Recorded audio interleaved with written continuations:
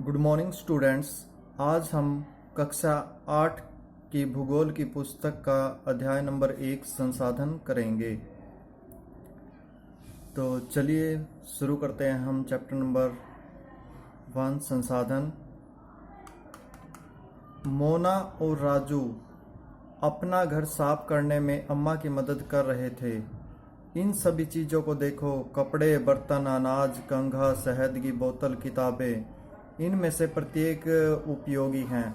मोना ने कहा, इसलिए ये महत्वपूर्ण हैं। अम्मा ने कहा, ये संसाधन है। संसाधन क्या है? अम्मा से राजू ने प्रश्न पूछा। अम्मा ने बताया, प्रत्येक वस्तु जिसका उपयोग आवश्यकताओं को पूरा करने के लिए किया जा सकता है वह संसाधन है। तो प्रिय विद्यार्थियों, जो ये इन्वर्टेड कॉमास के अंदर लाइन दे रखी है, आप ये यहाँ से नोट कर सकते हैं।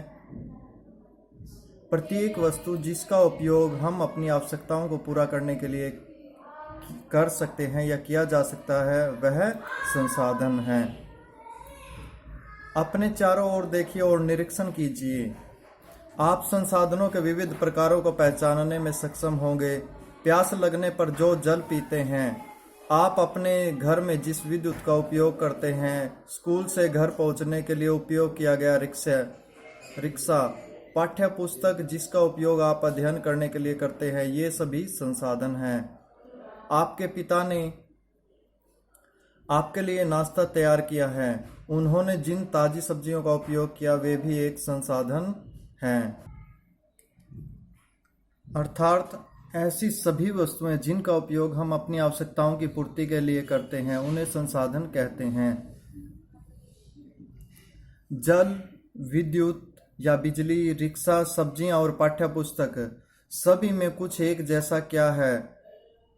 उनमें से सभी वस्तुओं का उपयोग आपके द्वारा किया गया है, इसलिए ये उपयोगी है। एक वस्तु अथवा पदार्थ की उपयोगिता अथवा प्रयोज्यता उसे एक संसाधन बनाती है। प्रयोज्यता का मतलब है प्रयोग करना, हम कह सकते हैं।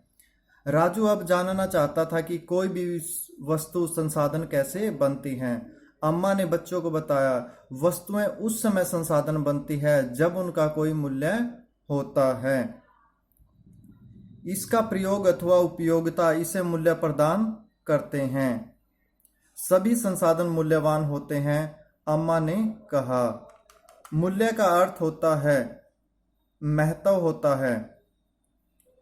कुछ संसाधनों का आर्थिक मूल्य होता है जबकि कुछ संसाधनों का आर्थिक मूल्य नहीं होता।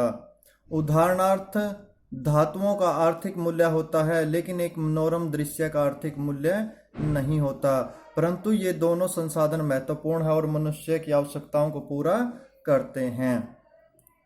आर्थिक मूल्य का मतलब है कि भाई कुछ चीज़ें हम पैसों से खरीद सकते हैं, जैसे कोई पुस्तक है या कोई धातु है, या हम कोई सोने का कंगन है जैसे उसे खरीदते हैं हम, तो उसका तो एक आर्थिक मूल्य होता है, हम पैसे में खरीद सकते हैं उसको। लेकिन एक जो सुंदर दृश्य है, जैसे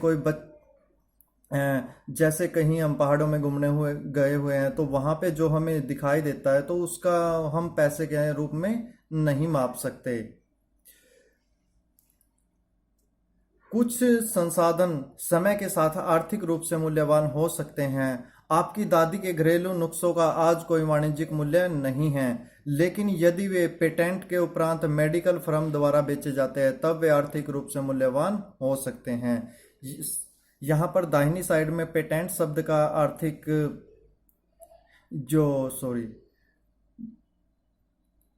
पेटेंट का जो सब अर्थ है वो बता रखा है। इसका तात्पर्य किसी विचार अथवा आविष्कार पर एकमात्र अधिकार से है।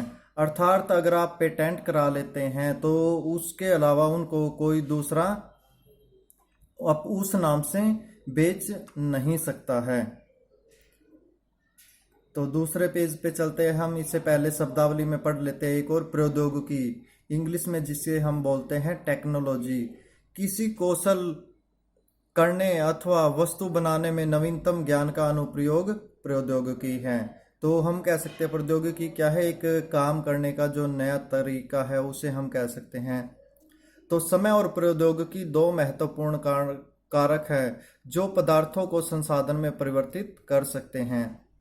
दोनों लोगों की आवश्यकताओं से संबंधित हैं। लोग स्वयं ही सबसे महत्वपूर्ण संसाधन हैं। तो यहाँ से एक क्वेश्चन का जो आंसर है वो बनता, आप नोट कर सकते हैं कि मानव एक महत्वपूर्ण संसाधन कैसे हैं। तो मानव क्या है?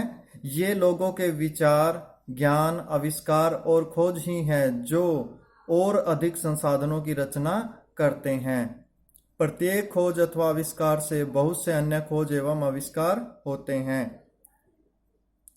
आग की खोज से खाना पकाने की पद्धति एवं अन्य प्रक्रियाओं का प्रचलन हुआ, जबकि पहिए के आविष्कार से अंततः परिवहन की नवीनतम विधियों का विकास हुआ। जल विद्युत बनाने की प्रौद्योगिकी ने तेजी से बहते जल से ऊर्जा उत्पन्न करके उसे एक महत्वपूर्ण संसाधन बना दिया है। तो प्रौद्योगिकी क्या करती है? प्रौद्योगिकी की सहायता से मनुष्य नए नए संसाधनों का निर्माण करता है। तो यहाँ पे एक जो कार्टून है उसके जरिए भी समझाने का प्रयास किया गया है। इसलिए मैं भी एक संसाधन हूँ, एक बहुत महत्वपूर्ण संसाधन। अगर बात की जाए, जैसे मैं आपको पढ़ा रहा हूँ तो मैं भी आपकी आवश्यकता की एक पूर्ति कर रहा हूँ, इसलिए मैं भी एक संसाधन हूँ। अब हम बात करेंगे संसाधनों के प्रकार की।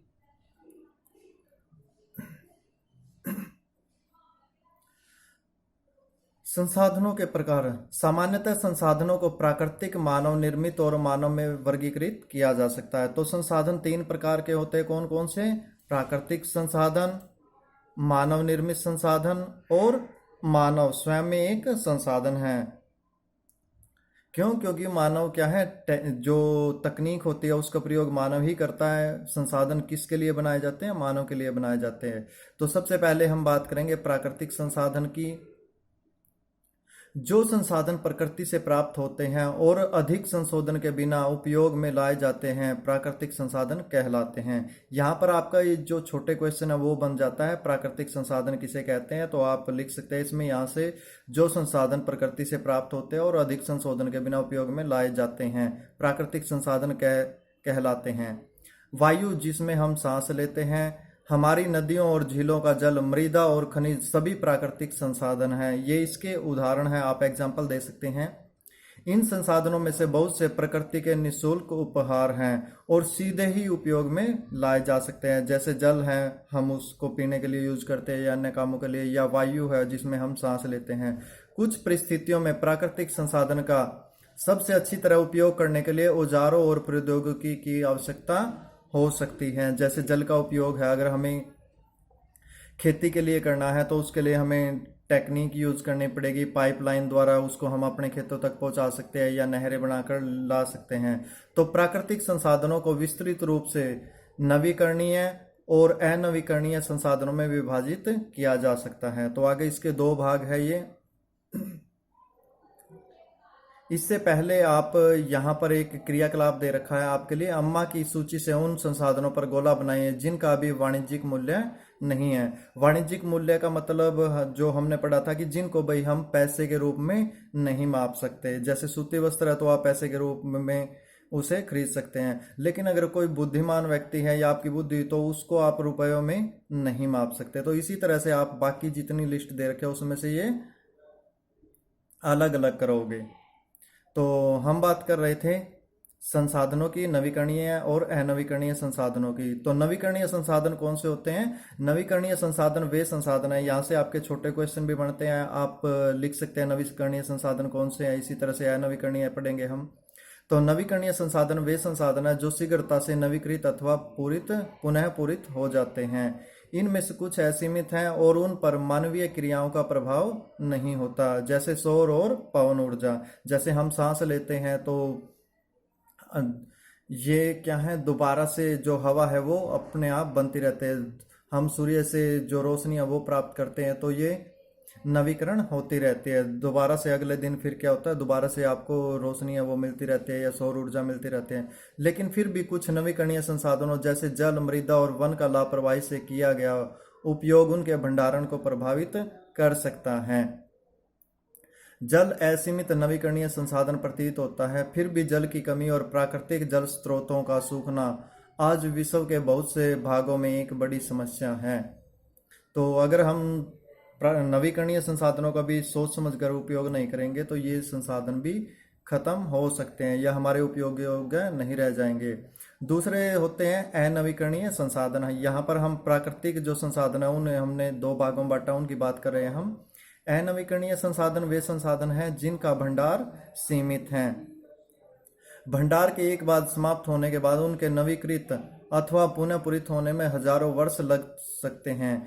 यह अवधि मानव की जीवन की अवधि से बहुत अधिक है।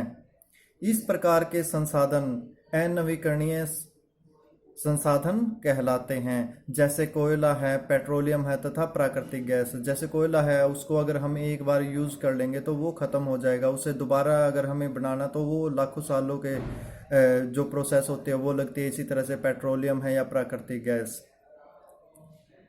प्राकृतिक संसाधनों का वितरण का मतलब है कि प्राकृतिक संसाधन कहाँ पाए जाएंगे। भूभाग मतलब भूमि, जलवायु, ऊंचाई जैसे अनेक भौतिक कारकों पर निर्भर करता है। पृथ्वी पर इन कारकों में विभिन्नता होने के कारण संसाधनों का वितरण असमान है। जैसे हम खनिजों के मामले में देखते हैं कि भारत राज्य में अगर हम बात करें, हमारे ज़्यादातर खनिज झारखंड, उड़ीसा, छत्तीसगढ़ आदि राज्यों में पाए जाते हैं, जबकि हरियाणा के अंदर लौह अयस्क या कोयले जैसे खनिज ना के बराबर पाए जाते हैं।